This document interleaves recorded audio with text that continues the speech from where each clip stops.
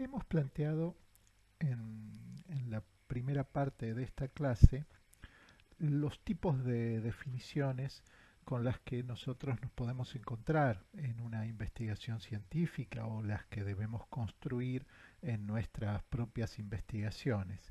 Y en ese sentido hemos rescatado fundamentalmente lo que tiene que ver con las definiciones nominales, que son las definiciones habituales que pueden aparecer en un trabajo científico, y las definiciones operacionales que implican este proceso de operacionalización, o sea, este proceso de buscar los indicadores que refieren a un concepto, a una categoría de análisis que tiene cierto nivel de abstracción y que no puede ser medida directamente. En esta segunda parte lo que nosotros vamos a ver es cómo se desarrolla este proceso de operacionalización de variables y vinculado con esto la construcción de lo que serían los índices.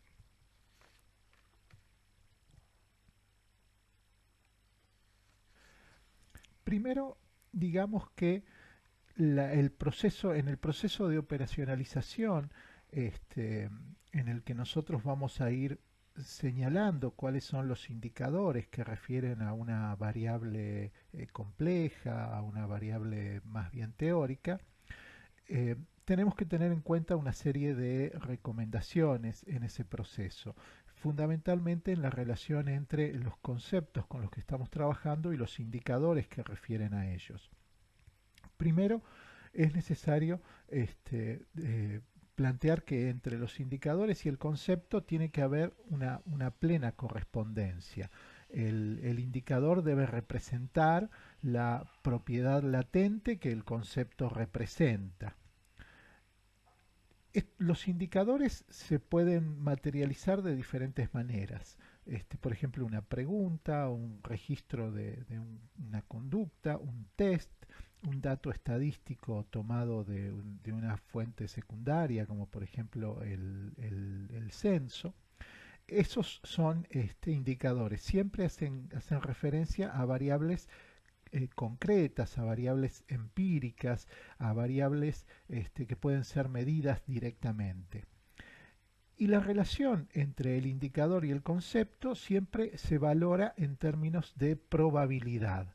O sea, no hay ningún indicador que en sí mismo pueda representar un concepto abstracto, que sea un reflejo directo de él, eh, y por eso nosotros tomamos diversos indicadores para medir estos conceptos. Y estos indicadores explican un mayor porcentaje o un menor porcentaje del concepto general con el que nosotros estamos trabajando.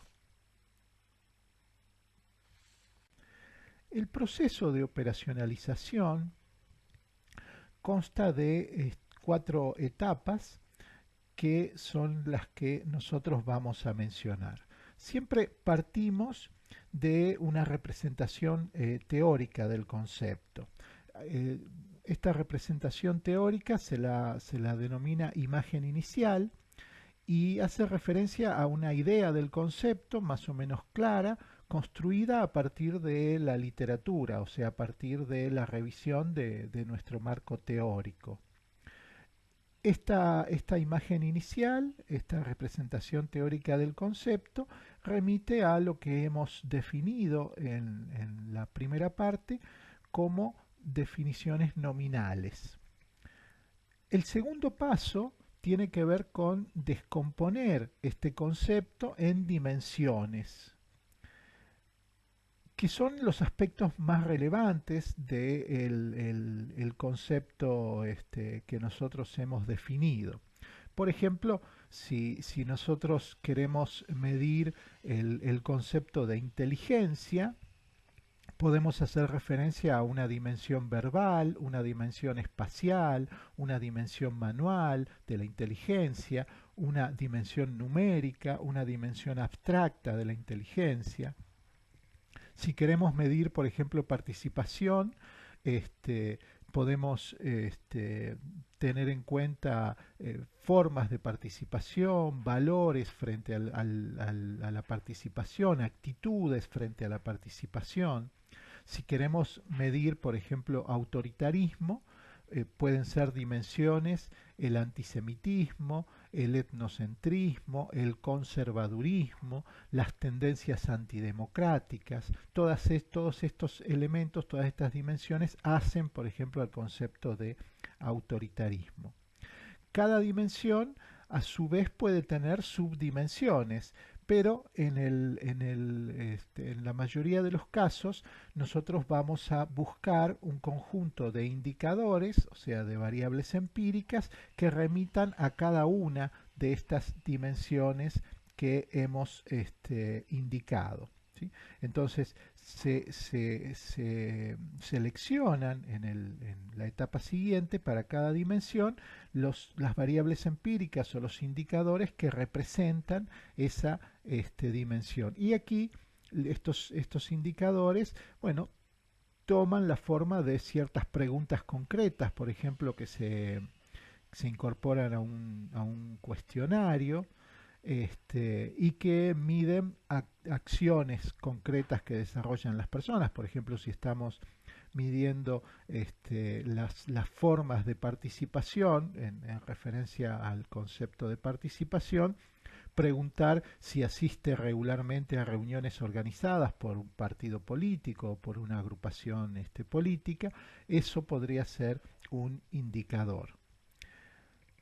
El paso siguiente tiene que ver con lograr una síntesis de los indicadores mediante una medida a la que se le asigna un peso o un valor, y esta medida común que agrupa a los indicadores es lo que nosotros vamos a llamar un índice. El índice lo que hace entonces es recomponer el concepto original uniendo las partes.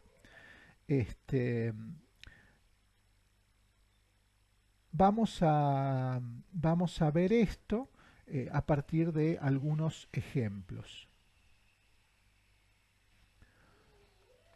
Bien, en este primer ejemplo nosotros trabajamos con la categoría grado de satisfacción de los estudiantes con la carrera de trabajo social. ¿Sí? El grado de satisfacción de los estudiantes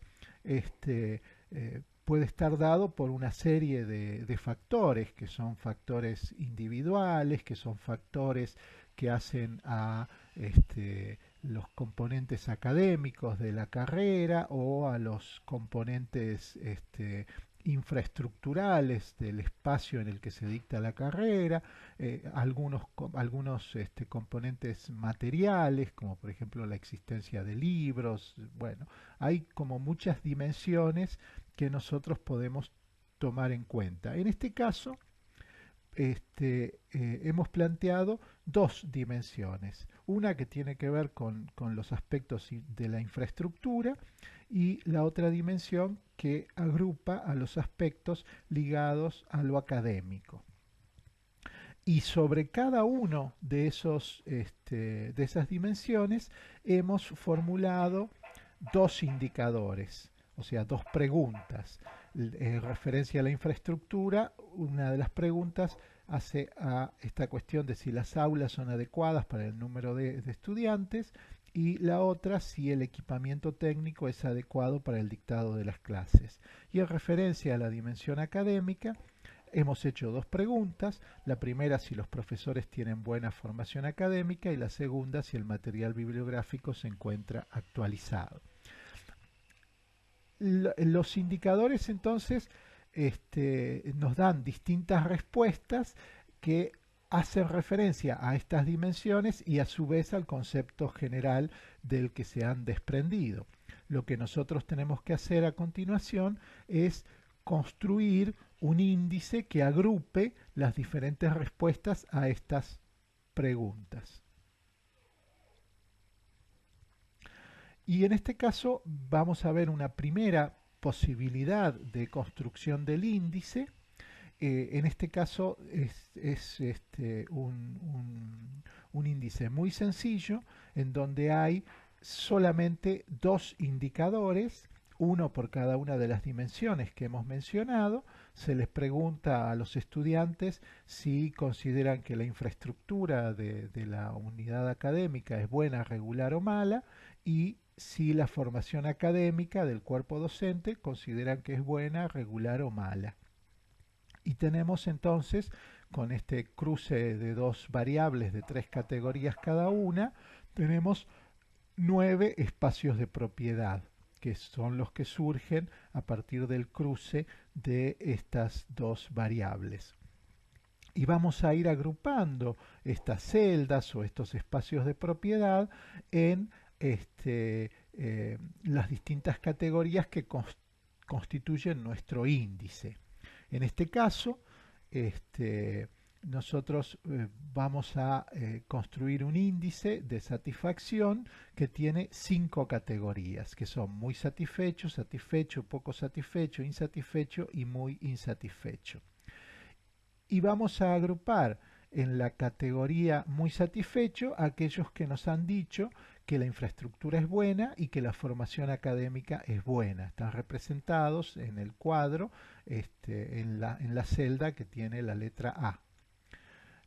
Aquellos que han respondido que la infraestructura es regular pero que la formación académica es buena, o que la infraestructura es buena y la formación académica es regular, los agrupamos en la categoría satisfecho, representado en el cuadro por la B mayúscula, por la B larga, perdón. Aquellos que nos han respondido que la infraestructura es mala, pero la formación académica de los docentes es buena, que la infraestructura y la formación académica son regulares, o que la infraestructura es buena, pero la formación académica de los docentes es mala. Estos tres casos, representados por la letra C en nuestro cuadro, se ubican dentro de la categoría poco satisfecho. Aquellos que han respondido que la infraestructura es mala y la formación académica regular, o que la infraestructura es regular y la formación académica es mala, los vamos a incluir en la categoría insatisfecho, representado por la letra D. Y finalmente, aquellos que han respondido las dos preguntas diciendo que tanto la infraestructura como la formación académica la consideran mala, los vamos a ubicar en la categoría muy insatisfecho, representado en el cuadro por la letra E.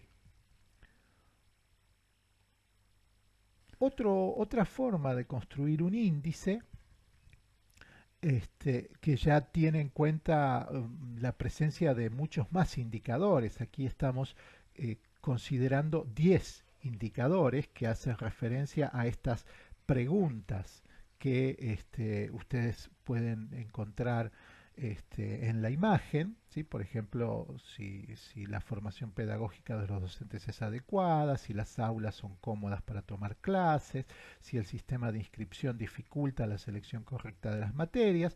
Son preguntas que hacen referencia a la satisfacción con la carrera. Y nosotros hemos ponderado las posibles respuestas. Todas las preguntas tienen tienen dos posibilidades de respuesta, sí o no, y aquellas respuestas que implican un mayor grado de satisfacción se las ha ponderado con 5 puntos, o sea, se les ha puesto un peso que es de 5 puntos. Puede ser de 10, puede ser de 20, el valor numérico puede ser de 2, por ejemplo, el valor numérico con el que nosotros nos sintamos cómodos para poder trabajar. ¿Sí? No tiene que ser un valor numérico de una cantidad, por ejemplo, 4,83, que sumarlo después resulte complicado. Entonces le hemos puesto un peso de tal modo que aquella persona que responde todas las preguntas de tal modo que indica una mayor satisfacción, sumaría en total 50 puntos en las 10 preguntas, y aquellos que sus respuestas indican un grado mayor de insatisfacción, sumaría 0 puntos en las 10 respuestas. Entonces tenemos que construir un índice que vaya entre estos dos márgenes en cuanto al puntaje, entre 0 puntos y 50 puntos. Y eso es lo que hemos hecho en esta categorización de la variable grado de satisfacción con la carrera. Hemos considerado tres categorías: una satisfacción alta, una satisfacción media o una satisfacción baja. Y hemos puesto los puntos de corte en este continuo de 50 puntos con el que nosotros contábamos. Y entonces hemos definido que aquellas personas que obtengan una puntuación entre 0 y 15 tienen una satisfacción baja. Aquellos que obtengan una puntuación entre 16 y 35 puntos manifiestan una satisfacción media, y aquellos que superan los 36 puntos hasta los 50 posibles manifiestan una satisfacción alta.